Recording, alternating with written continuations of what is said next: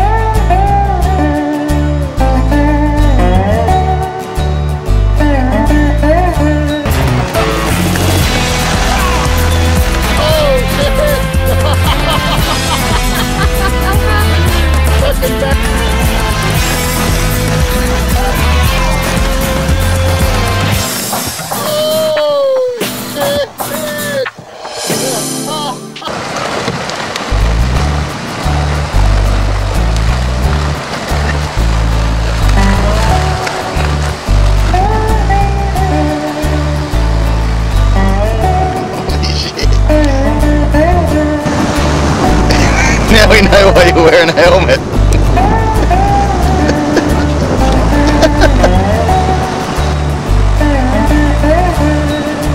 Hold him up, mate. It's a good one, that one.